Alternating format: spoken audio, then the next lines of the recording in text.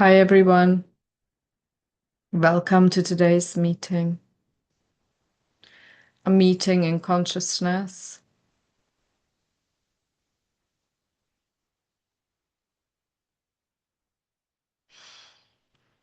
And just start winding down the impressions of the day.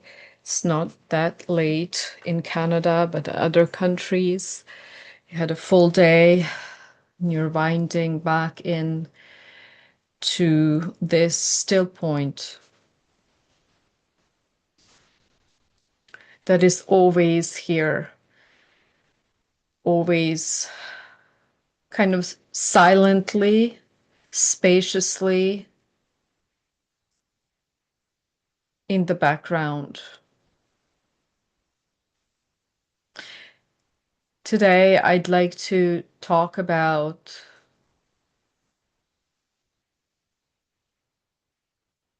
how your consciousness generates your body. Consciousness generates your body. And today, if you could truly harmonize with this transmission, verbal and non-verbal, then you will leap into a recognition. It's a very direct recognition.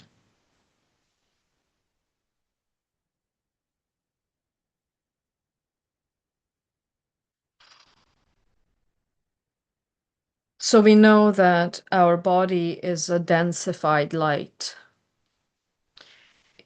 Through its densification, through the densification of light, we have an experience of this so-called physical form, but it's not really physical.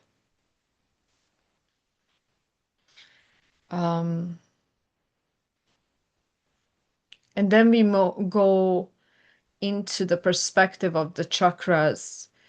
We know of the basic 7 chakras, and then there are 108 and so forth. But let's say we're dealing with the major 7 chakras. So 7 chakras are all the chakra points are nexus points. You would call, I experience it on an etheric level and as an XY axis where it is like a drawing force that draws your consciousness into a specific location, time, space. And then you have an awareness of it. Yeah. So the chakras form at nexus points of the nadis. Nadis are etheric energy channels. And there's 72,000 nadis, and we have different traditions. If you consider the traditional Chinese medicine, they would also locate these different chi points. They call prana chi, or the Japanese would call it ki. These are nexus points where these nadis or etheric energy channels meet. Yes, and the major nexus points are the chakras. And I mentioned before that the nadi system you can um, see as your etheric nervous system. And why do we deal a lot with the chakras in order to then go beyond the chakras is because the perception of reality is actually based on the vitality and the purification, on the purity of your chakras. And the more vital force, chi, and also sexual energy, Shakti, you can flow unobstructedly through the chakras then you recognize your true nature. And unless that's happening, if there's obstructions, then depending on where the obstruction is of the energy flow, it could be from a densest to the most subtlest form, then that type of a perception is going to be your reality. Yeah. Also, I would say that the lower three chakras are connecting you more to this earth plane. And the most karma is condensed in the lower three chakras. And thus, once you start becoming more and more conscious of what is in your field, then you can start this self-healing process. It's happening nonetheless when you have the practice of the type of work we have. But for example, when you start liberating the three lower chakras by means of meditation, by means of, let's say, you using different modes of yoga practices, including asana and kriya, then you start liberating these centers from condensed tamasic, even rajasic energy. Yeah. And the reason you can manifest your body is because you have these nexus points. So a lot of avatars, like the avatars of Vishnu, for example, like Krishna, they have to, in order to manifest here, I mean, they're on a very, very so-called supernatural level. And they even need to hook themselves with some karma in order to manifest their body. So today what I'd like to talk about is to change the lens of being so rigidly zoomed into the body.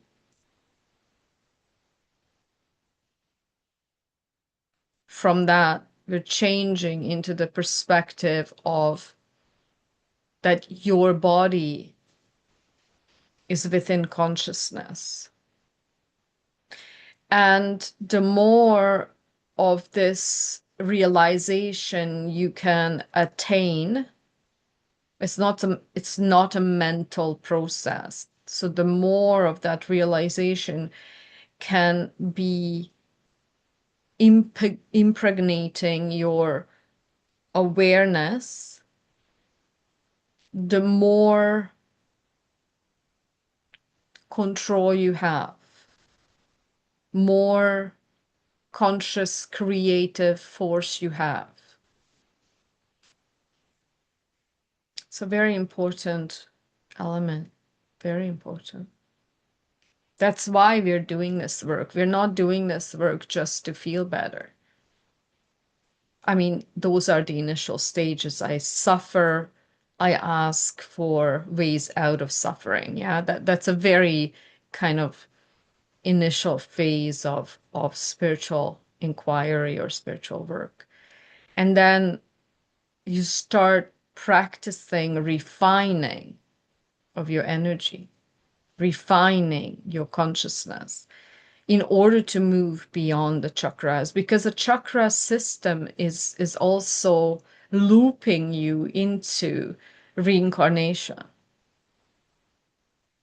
It's looping you into generational repetitions, loops. Just look at yourself. You're doing similar things as your parents, and they're doing the same as their parents, and then humanity is just subsisting on this very limited bandwidth of experience. And notice that when you start expanding your consciousness, something in you starts to hold on and shrink and trying to control the experience of limitlessness. And sometimes, let's say, your consciousness is leading you very much towards an expanded state of consciousness, but something in you, which is the limited ego identity, starts to pull you back in because it starts being very unsafe. And this is that nuance that we're going to work with today, of even noticing to what level you're acutely zoomed into this body mind experience. You're not just here to make yourself feel better. I mean, if you did, it's good for you. But your sojourn on this planet is to realize who you are.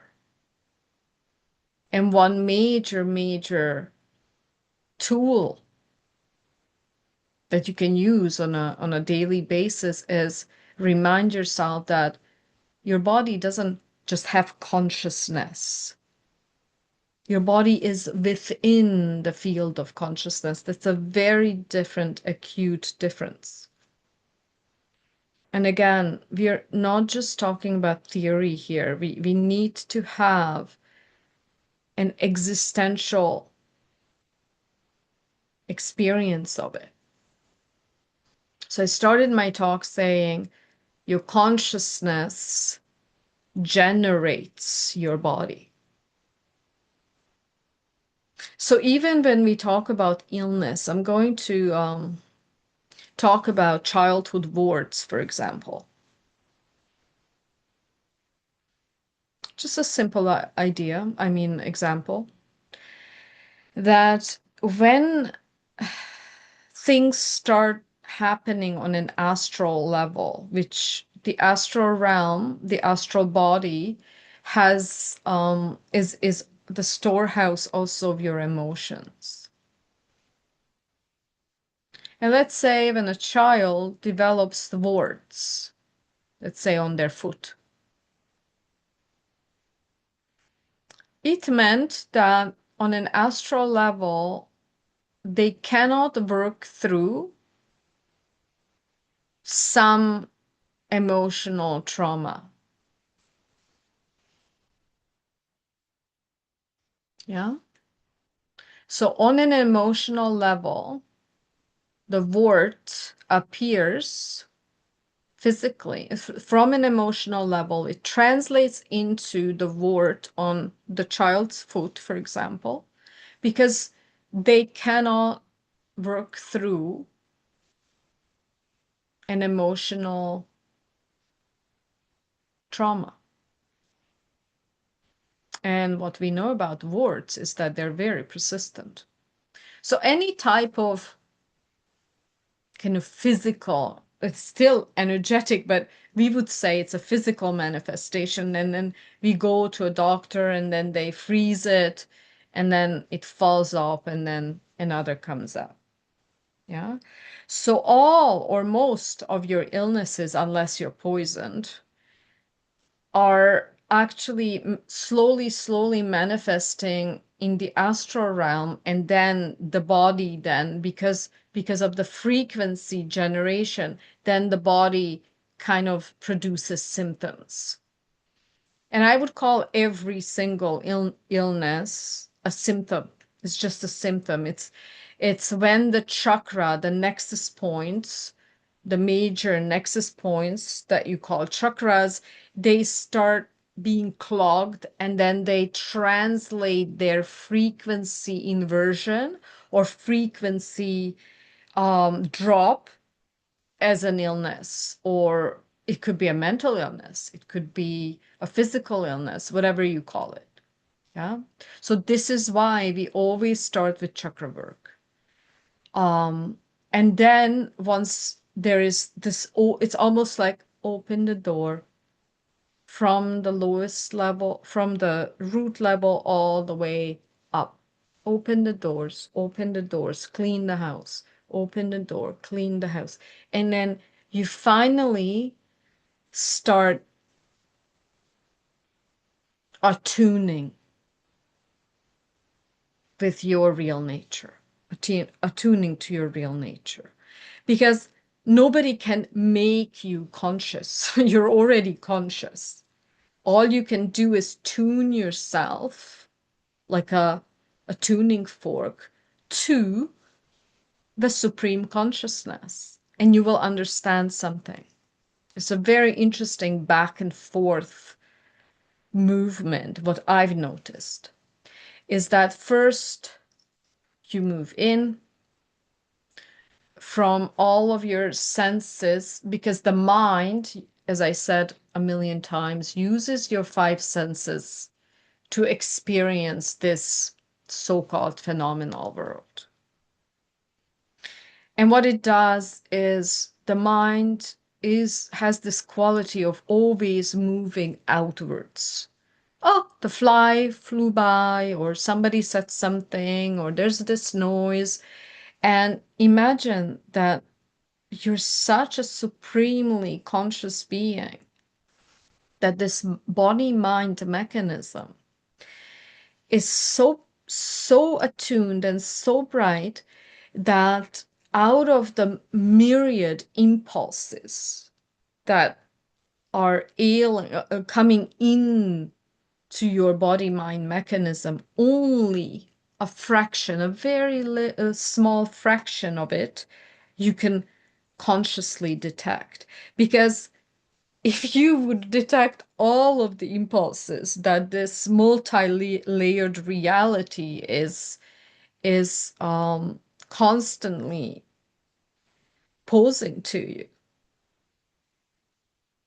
you would go insane if you don't have the expansiveness of your consciousness. So your body and mind are constantly zooming you into a very narrow bandwidth of experience. Imagine that.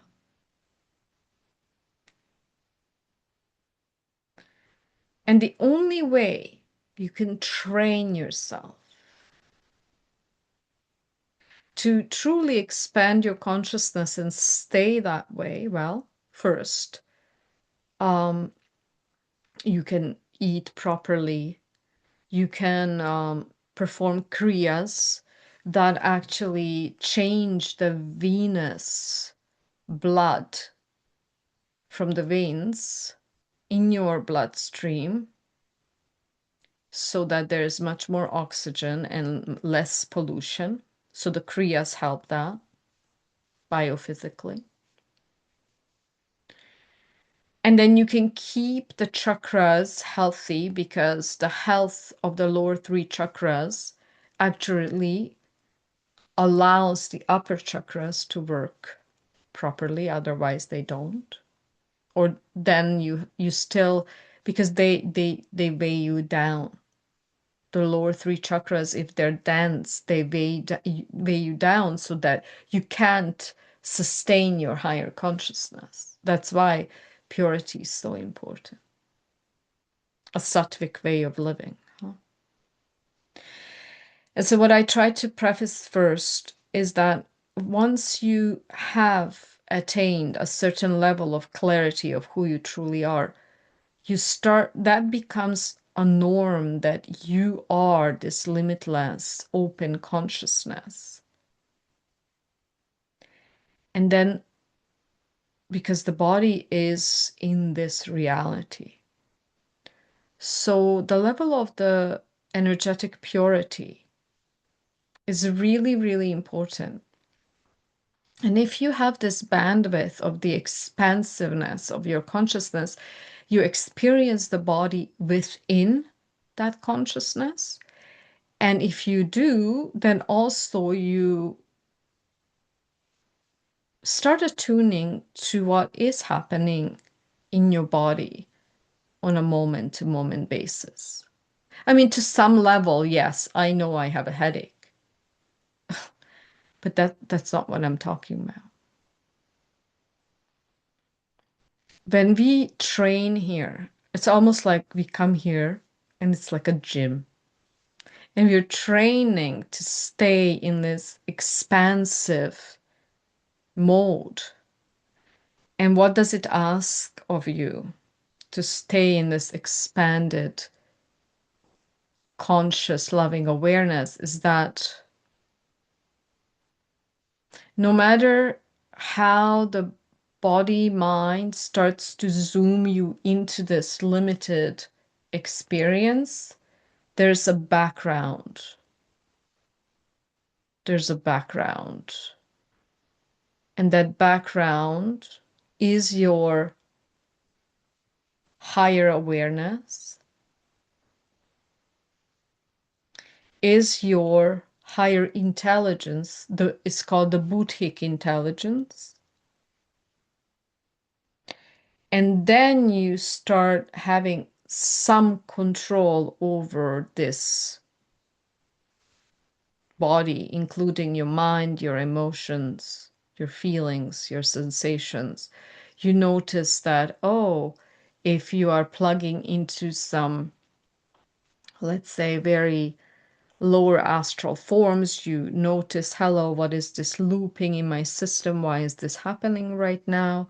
So as soon as you attune from the expanded level into this limitation, the kind of the relative, we would call this a relative level, yeah, because it's not the ultimate truth.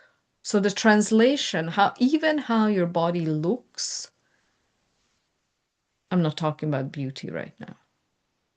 How your body is vibrating, is it healthy, is contingent on the way your chakras move, the way your chakras function.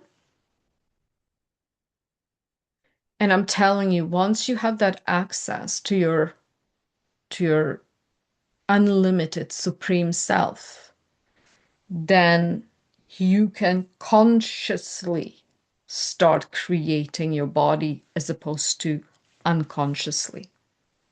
Yeah.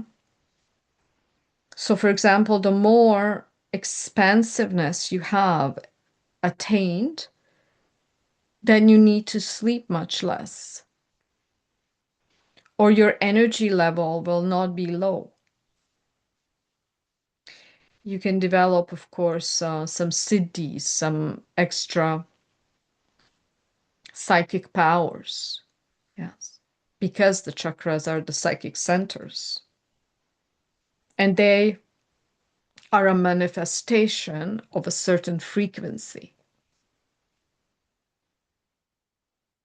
And the more you can move into that space of unconditional loving awareness, you have more and more and more control over your physical body, over your mind, and so on. And then at the end, because essentially Maya and Nirvana are one, it's just the two sides of the same coin. Because the nothing created this body, which is in existence. So they both have this very beautiful symbiotic relationship, communication back and forth. But I will tell you something. This really stuck with me when I was in my young years reading a lot of Osho, and Osho said, you know what? Asana, like the whole physical training of the body through asana, which you call a yoga class in the West. Yes, when you do all kinds of poses, they're called asanas, and also breath. But breath is faster than just movement. So breath truly starts a fast changing of this. physical and mental manifestation. But physically, when you do exercise and yoga as asana, it's the slowest way. It's a very slow way to start altering your consciousness.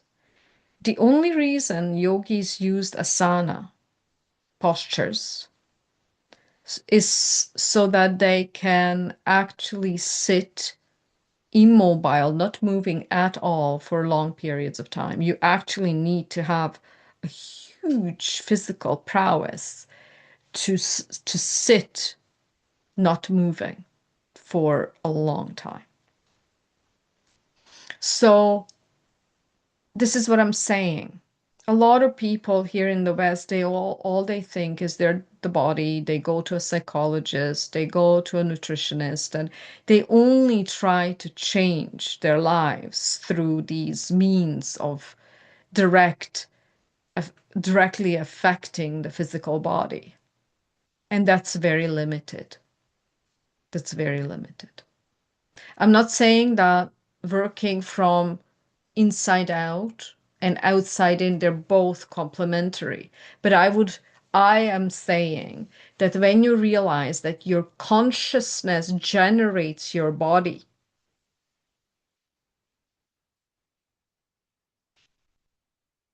that's a game changer. Your consciousness generates your body. So we're going to do this exercise right now.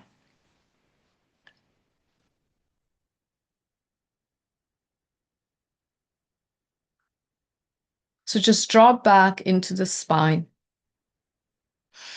And we're going to start with a breathing technique so that we start harmonizing the macrocosm, which is your body, with the microcosm. Sorry, with the macrocosm. So the micro with the macro. And we've done this exercise, but I will explain again. So the back body is more the property of the soul. You draw all your conscious attention into the spine. And then we're going to work with the back body and the front body through your awareness. And we're going to start looping, circulating the energy. When we breathe in, we're going to start circulating the energy 12 finger widths above your head from the Vyapini chakra, which is your higher self. 12 finger widths above your head. You inhale from there. You see this golden current descending through the front body. So what? 12 finger widths, hitting your skull, center of the skull. Then it flows down through the front body, goes into the root chakra, which is the anus or the cervix for the women, and anus for men. And then when you exhale, you push up the energy from your root chakra, back body, all the way back 12 finger widths above your head. So, and then you start circulating this. It's called a microcosmic current. It's used in Taoism.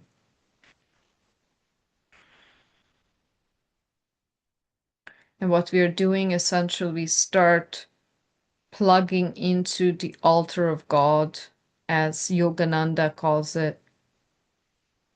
And when you do, you start harmonizing consciously the spin rate of your chakras. I would recommend to use the Ujjayi breath. I'm just going to exaggerate it, and then you do it inaudibly. So when I exaggerate, you understand how you suck in the air from the back side of your throat. It sounds like this.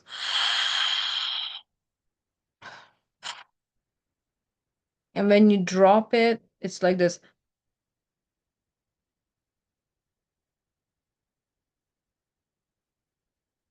It doesn't sound so loud when you actually do it. I'm just demonstrating so that you start using the back side of your throat.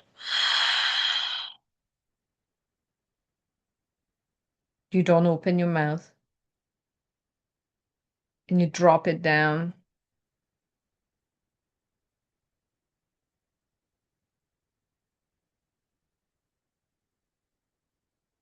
You use this very ancient technique of connecting to your soul through the breath. It's called the soul hum technique. When you do this Ujjayi breath and you inhale, it has the sound of soul, your breath. And then you drop the breath, it has the sound of hum.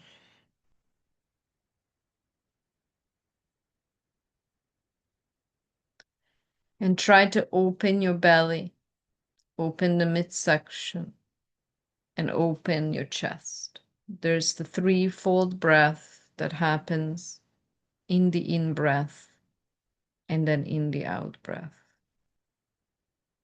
Let's do it. You inhale. First, just plug into your spine and shoot your spine from your third eye up, 12 finger widths above your head. And you feel connected to the Vyapini chakra. It's very important, your higher self center.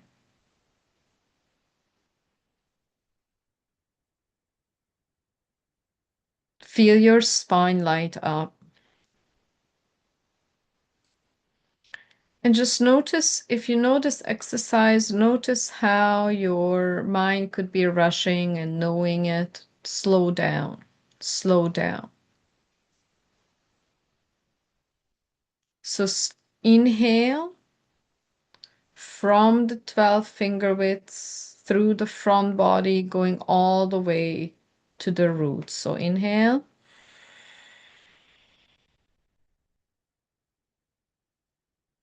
Stay at the root and push it up. Exhale through the back body.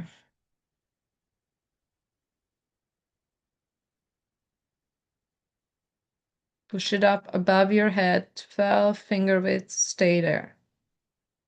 Inhale, drop.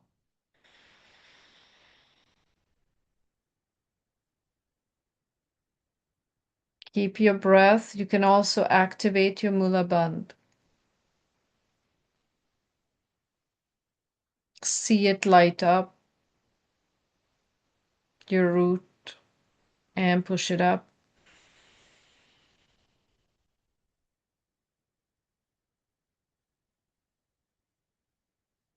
Keep your breath. Inhale. Use the root lock.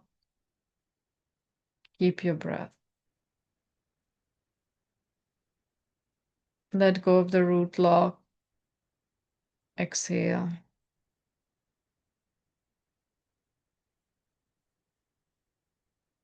Plug into the Vyapini. Keep your breath. Kumbhaka. Retention. Inhale.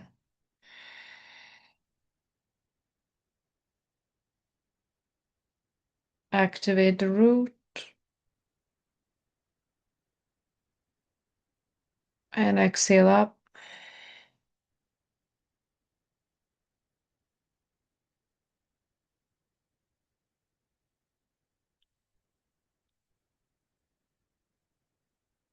Keep it above your head. Inhale.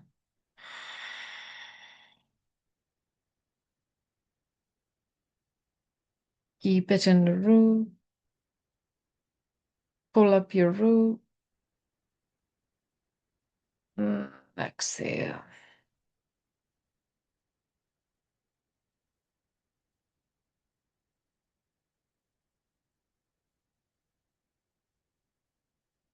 Keep it above your head.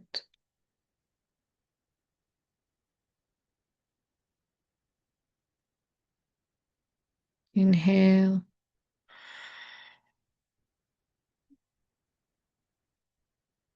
Feel your entire body from the level of the root. Activate the root chakra. Push it up. Exhale.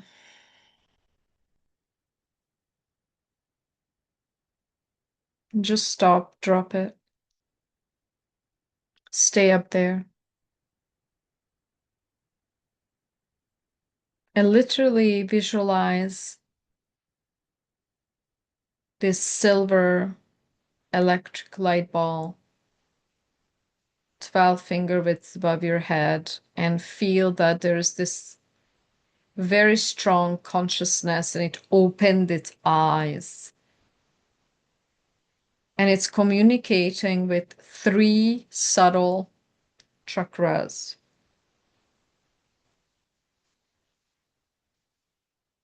Of course, it's communicating with your third eye, but I'm going to start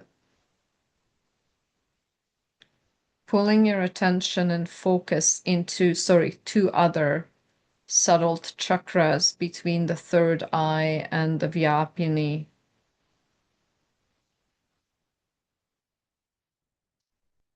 Find your third eye, center of the head. And then draw a line from the center of the head to your forehead where it meets the hairline in the middle. It's one of the chakras.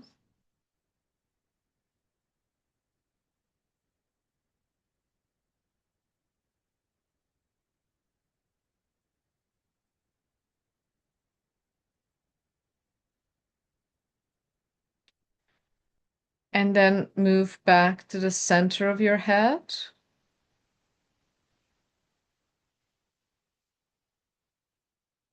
And then find, just by feeling, your corresponding subtle chakra at the back side of the head. So the middle of the head would be the down-facing triangle. One of the sides is at the front, at your high hairline, center of your forehead. And then you can draw across, connecting your crown chakra at the center, and then moving it all the way back to the back side of the head, closing the triangle.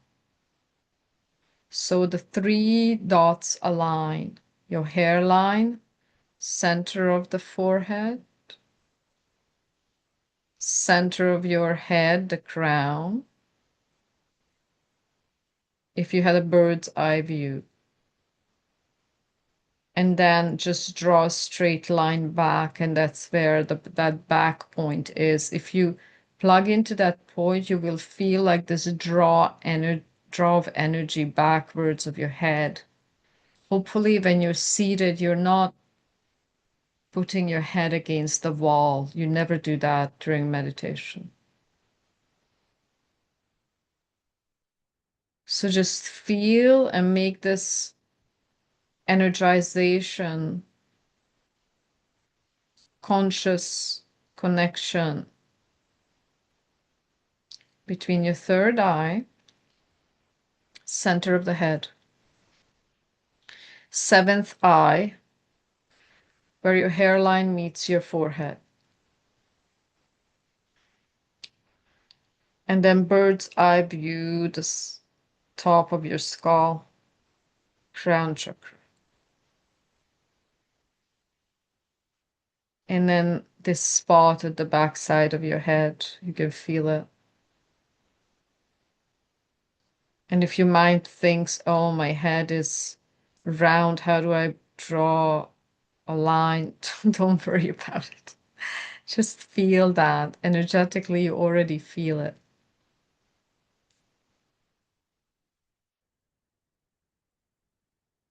And as soon as you tune into that backside chakra, it starts kind of elongating your neck, this energy.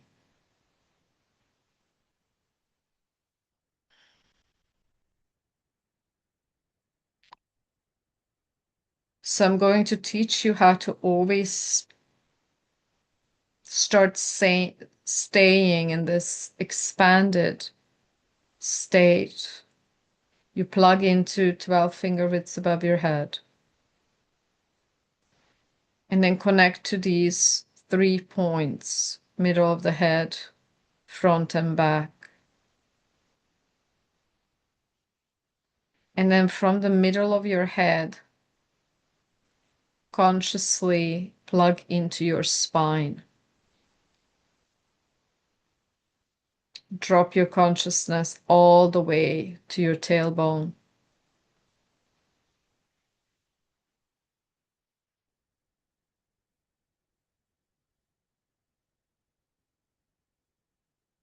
And it automatically pulled you away from the field of the mind, from the front body. We're just going to start unlocking the frequency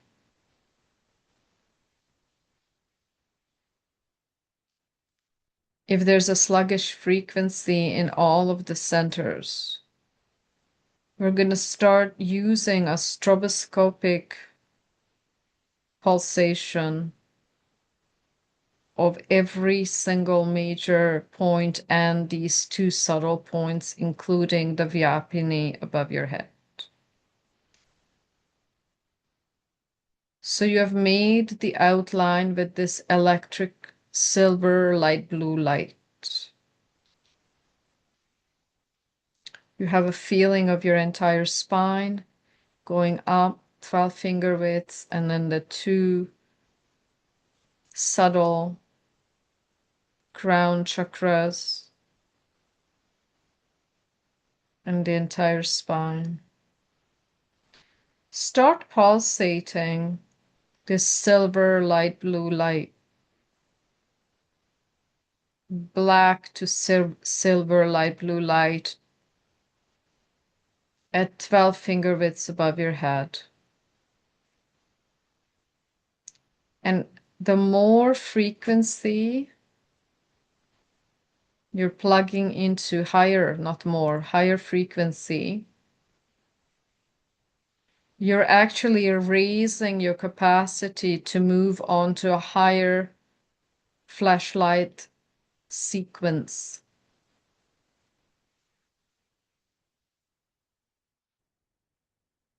Flash it.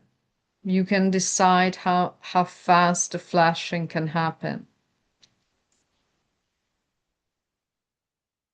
And then leave that flashing.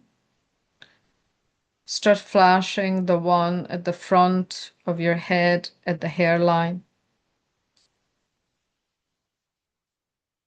in the back of the head,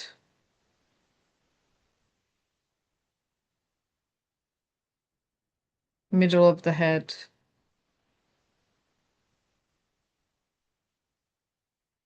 I'm gonna add another one, back side of the head where the neck meets the skull.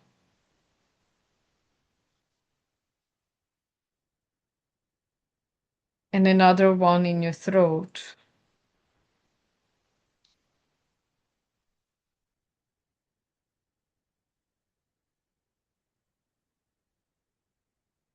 Heart.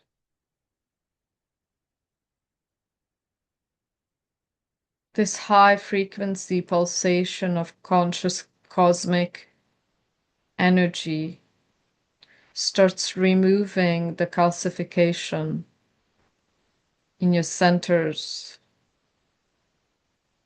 Solar plexus, but we're going to use 3 spots: behind your belly button, above your belly button, but at the spine level, and underneath your belly button at the spine level. Start flashing. Could be a bit overwhelming.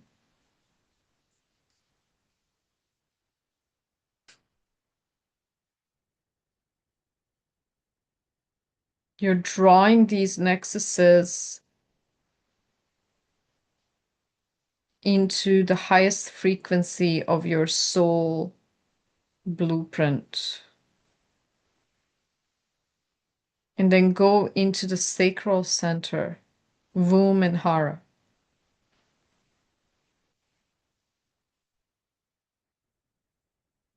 Pulsate out any and all attaching energies that are not yours from all the centers. Also root center, anus and cervix.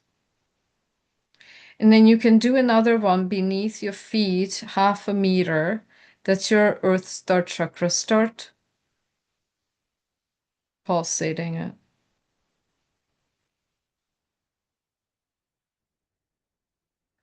And you can test yourself. If it's overwhelming, okay, then drop it. And then if you don't feel the pulsation equally in some centers, just open your awareness. Which one is it? Where is it less avidly pulsing? Okay, stop the pulsation, stop it. And just see all of these areas light up with silver, electric light, blue light.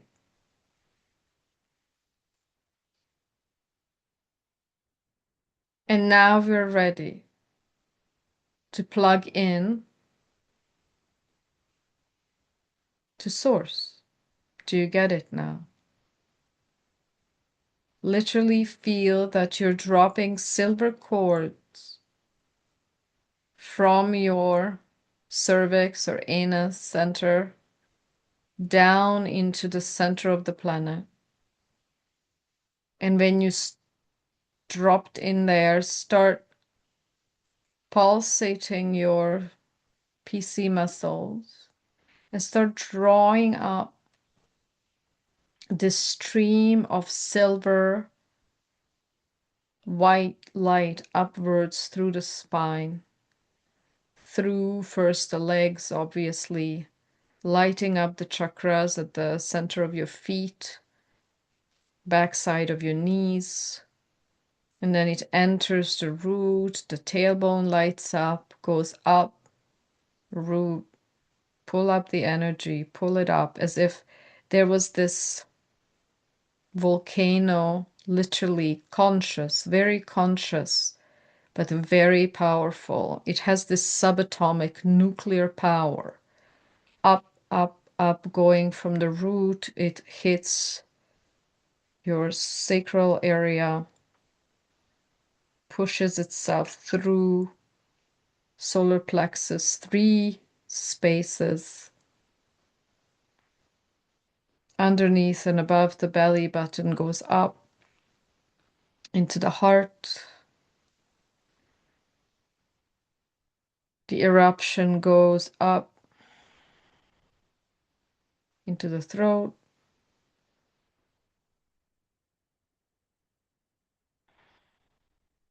backside of the head,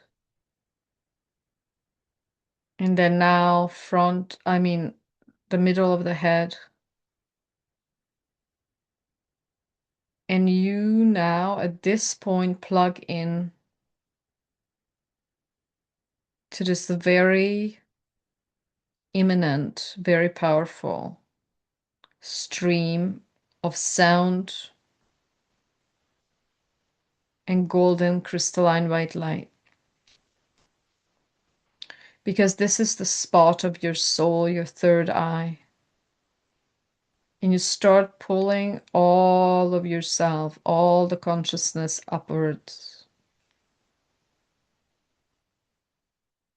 And you feel that there's a beautiful stream that's pulling out any and all unwanted density from your tailbone, out your head, and you're literally shooting an arrow from the third eye upwards, piercing through your causal body, the Vyapini, 12 finger widths above your head, going through the stellar gateway, going through all the way to the source of your soul. Literally feel that we are piercing the dome, of our realm where Earth is also found, piercing the realm of our universe, and then going beyond all the manifestation fields with this arrow, because this is how powerful you are. You start shooting that arrow, and then you realize that you have never lost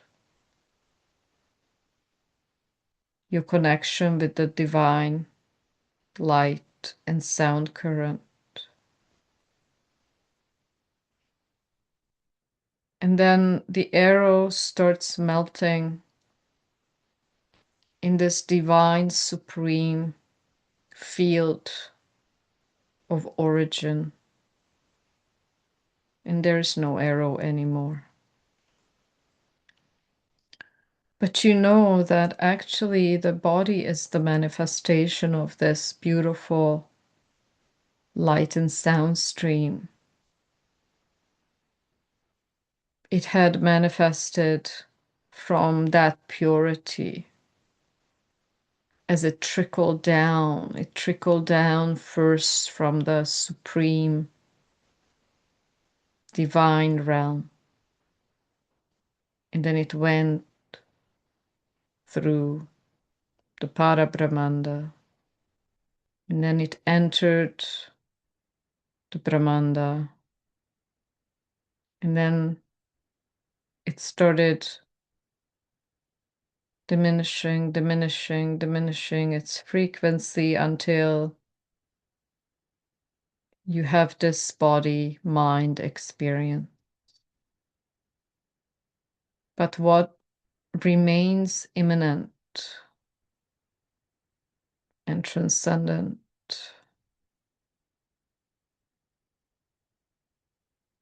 is the connection. Just know that you can only exist because you are the light of God, the light and sound of God.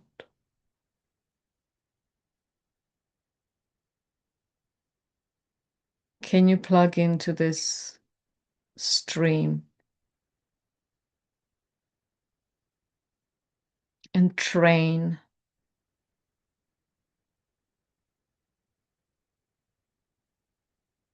to have certainty? Train to have certainty.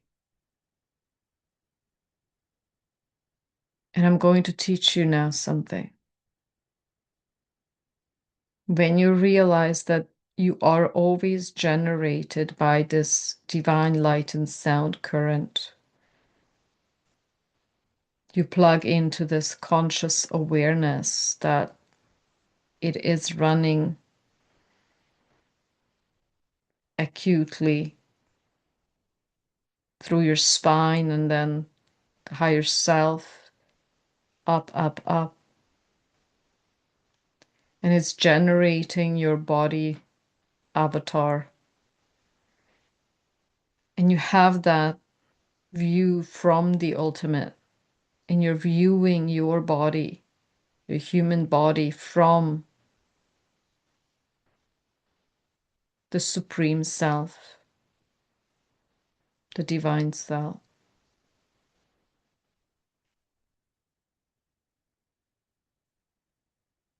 And you feel literally that there is this golden liquid plasma light pouring down from the Supreme Self.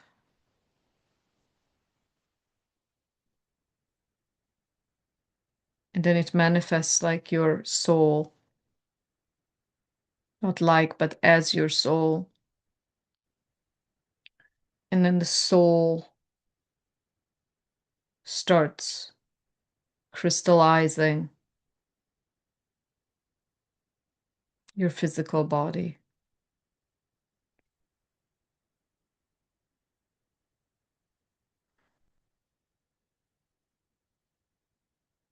Transmit a healing from your Supreme Self with this awareness of the divine sound and light current. Transmit a healing of your DNA, because we ask and it is given. See that your entire body, through this transmission from the Supreme Divine Realm,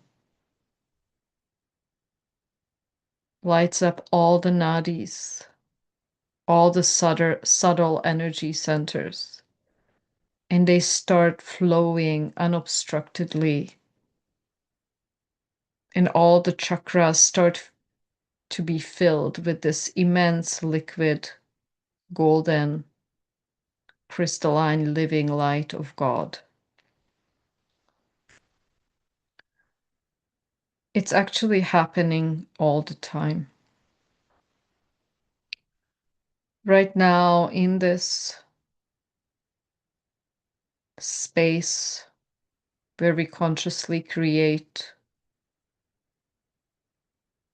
we command the field as conscious divine creators.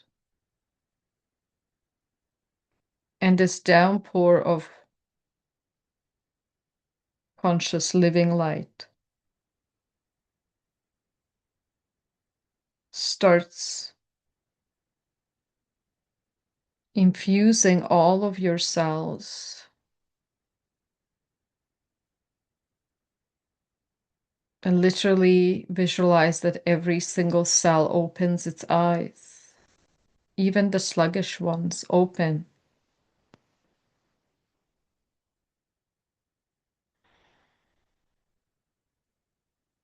And you feel even more pulled up by the divine light and sound current.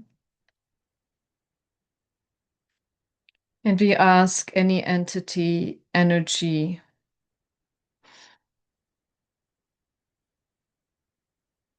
to leave our fields, because we are sovereign.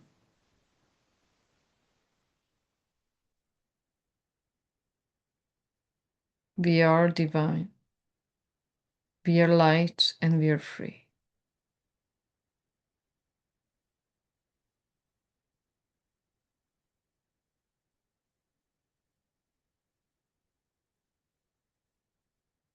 We don't need to play in the playground of limitation.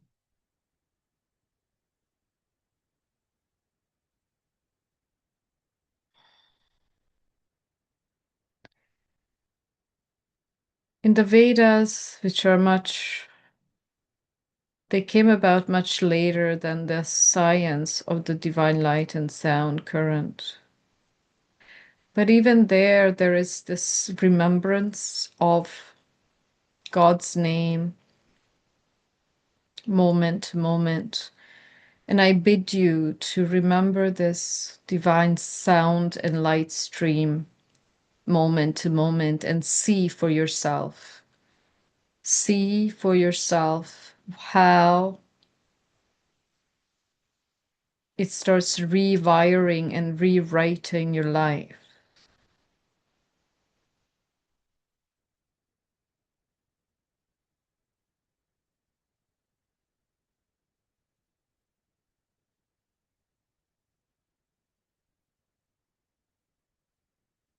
And you can ask yourself, do I just want to feel better, or do I want to know the ultimate truth?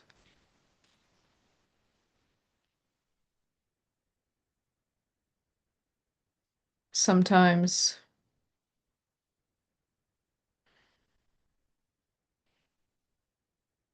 just feeling better is not the signal or the sign of your spiritual evolution.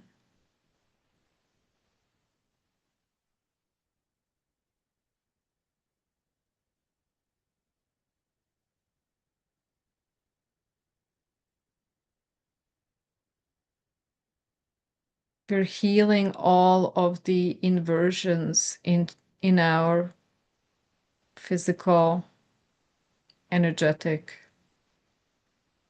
emotional, mental, wisdom body, and bliss body.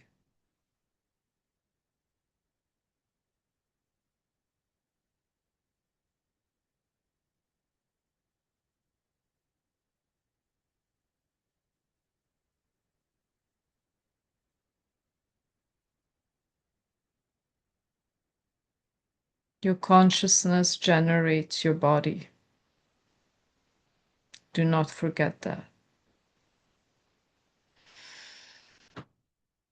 So it is.